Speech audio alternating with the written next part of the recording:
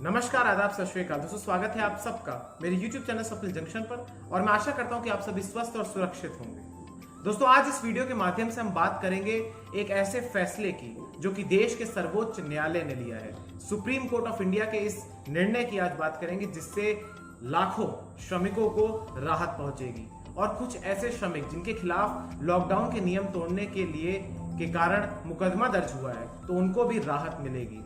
आज इस वीडियो में बात करेंगे उस फैसले की भी। इसके अलावा दोस्तों, मैं एक और बात आपसे कहना चाहूंगा कि आज जिस प्रकार से सुप्रीम कोर्ट ने टिप्पणी करी है केंद्र सरकार पर और राज्य सरकार पर, उस पर भी आज बात करेंगे। लेकिन इसी के साथ साथ इस वीडियो के अंत में हम बात करेंगे देश की राजधानी दिल्ली की, क्योंकि वहां के उप मुख्यमंत्री मनीष सिसोदिया ने कुछ ऐसे बयान दिए हैं, कुछ ऐसे आंकड़े जारी किए हैं जिसके बाद हम सबको निश्चित तौर पर चिंतन करने की आवश्यकता है और डरने की भी आवश्यकता है। क्योंकि देश की राजधानी में अगर ऐसे हालात उत्पन्न हो जाते हैं, अगर ऐसी विकराल परिस्थितियां आ जाती हैं, तो पूरे देश का सिस्टम, पूरे देश की सरकारें और पूरे देश का जो ताना बाना है, सामाजिक या आर्थिक या जो भी कुछ हो, वो यकीनन तहस नहस हो जाएगा, क्योंकि संवेदनशील स्थिति अब आने वाली है। तो आज उस बारे में भी हम इस वीडियो के माध्यम से बात करेंगे।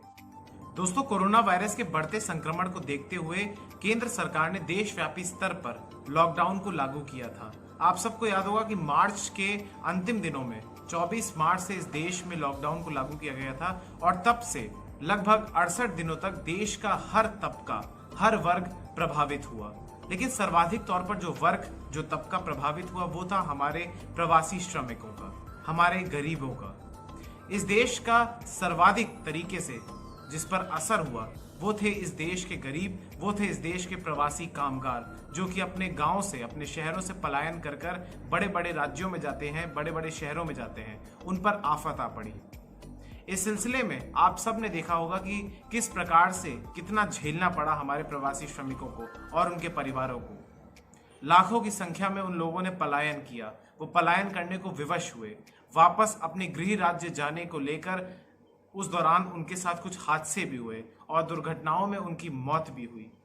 इसके अलावा कई जगह उनका आक्रोश हिंसक भी हुआ, जहां पर हमने देखा कि आगजनी की घटनाएं हुई। इसके अलावा हमने ये भी देखा कि किस प्रकार से उनको भोजन के लिए तड़पना पड़ा, तरसना पड़ा।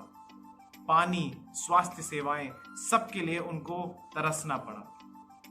इसी सिलसिले में 5 जून को सुप्रीम कोर्ट, भारत के सर्वोच्च न्यायालय ने स्वतः संज्ञान लेते हुए एक सुनवाई की और उसके बाद उन्होंने कहा था कि केंद्र सरकार और राज्य सरकार इससे संबंधित जवाब 15 दिन में जमा कराए, 15 दिन में दे। फिर उसके बाद कल यानी मंगलवार को सुप्रीम कोर्ट ने स्वतः संज्ञान लेते हुए एक बार फिर उन्होंने इस मसले पर सुनवाई करी वीडियो कॉन्फ्रेंसिंग के द्वारा, जहां पर 3 जजेस की बेंच ने एक महत्वपूर्ण फैसला दिया और कई सारे ऐसे फैसले दिए जिसके बाद प्रवासी श्रमिकों के लिए राहत हम मान सकते हैं कि उनके लिए होगी। सबसे पहले उन्होंने कौन कौन से सबसे महत्वपूर्ण फैसले दिए, पहले मैं आपको वो बताता हूँ। सबसे पहले उन्होंने कहा कि जितने भी प्रवासी श्रमिक अपने घरों में वापस जाना चाहते हैं, अपने पैतृक गांव जाना चाहते हैं, अपने गंतव्य स्थान पर जाना चाहते हैं, उनको शीघ्र, अतिशीघ्र आने वाले 15 दिनों के भीतर केंद्र सरकार और राज्य सरकार सूची बनाकर प्रॉपर तरीके के साथ उनको उनके घरों तक पहुंचाए, केवल 15 दिनों में। इसके बाद उन्होंने कहा कि जब ये प्रवासी श्रमिक अपने अपने गांव में जाते हैं, अपने अपने पैतृक घरों में जाते हैं, स्थानों पर जाते हैं, तो वहां पर इस बात का पूर्ण रूप से प्रबंध किया जाए, इंतजाम किया जाए कि उनको उनका कौशल देखकर रोजगार प्रोवाइड किया जाए। इसके अलावा हर गांव में ब्लॉक स्तर पर या जिले स्तर पर काउंसलिंग सेंटर्स की भी स्थापना की जाए, जहां पर वहां पर जो भी योजना सरकार ला रही है उनके लिए, उसका पूर्ण रूप से जानकारी उनको प्राप्त करवाई जाए। इसके अलावा आपदा जो कानून है देश में, उसके अंतर्गत जो भी उन पर मामले दर्ज हुए हैं, आपदा अधिनियम के अंतर्गत उनके जो भी मामले उन पर दर्ज है, जो भी मुकदमा उन पर दर्ज है लॉकडाउन के नियमों का उल्लंघन करने के संबंध में, वो सभी वापस लिए जाएं। क्योंकि आप सभी जानते हैं कि देश भर में ऐसे कई स्थानों पर इन मजदूरों पर मुकदमा दर्ज किया गया कि इन्होंने लॉकडाउन के नियमों का उल्लंघन किया है। तो वो सभी मुकदमे, वो सभी केस को भी वापस लेने का फैसला सुप्रीम कोर्ट ने सुनाया है।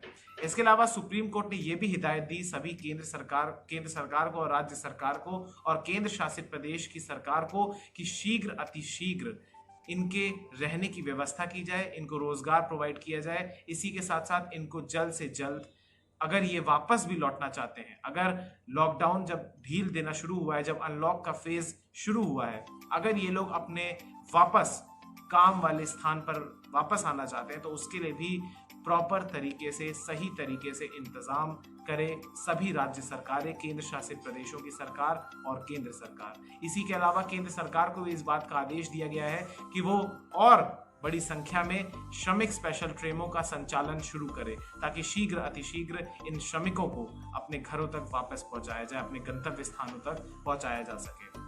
दोस्तों, आप सभी जानते हैं कि देश भर में कितना बड़ा संकट था पलायन का, और जब ये मजदूर अपने अपने घरों में गए, और आप सभी हमारे देश की हकीकत जानते हैं कि क्या पता उनकी टेस्टिंग हुई होगी अच्छे तरीके से या नहीं होगी, क्योंकि आप बड़े शहरों में तो किसी प्रकार से आप अनुशासन के साथ स्वास्थ्य सेवाओं को लागू कर सकते हैं, टेस्टिंग करा सकते हैं, ट्रेसिंग कर सकते हैं, और जो कानून को पालन करवाने वाली एजेंसीज होती है, पुलिस होती है, वो वहां पर नियमों का पालन करवा सकती है। लेकिन गांव में ना तो इतनी फोर्स है, ना ही इतने संसाधन है, और ना ही इतने चिकित्सक हैं। तो इस बात का भी सुप्रीम कोर्ट को संज्ञान लेना चाहिए कि जब ये लोग अपने अपने गांव में पहुंचे होंगे, अपने अपने पैतृक जिले में पहुंचे होंगे, तो वहां पर क्या ये संक्रमण लेके पहुंचे होंगे और वहां पर किस प्रकार की फैसिलिटीज उपलब्ध हैं, ये भी देखना चाहिए। इस बारे में भी एक सुनवाई होनी चाहिए, क्योंकि ये संक्रमण अगर हमारे गांव तक पहुंचा हमारे देश के, तो यकीनन जिस प्रकार की स्वास्थ्य सेवाएं हमारे गांव में है, अव्वल तो हमारे शहर भी उसको नहीं झेल पा रहे हैं, तो हमारे गांव कैसे झेलेंगे।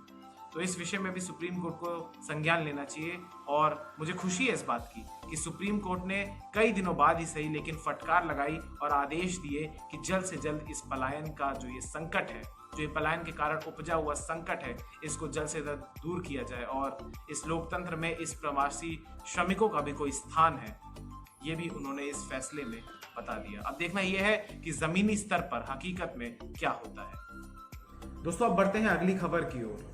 देश की राजधानी दिल्ली में कोरोना वायरस का संक्रमण लगातार विकराल रूप धारण कर रहा है।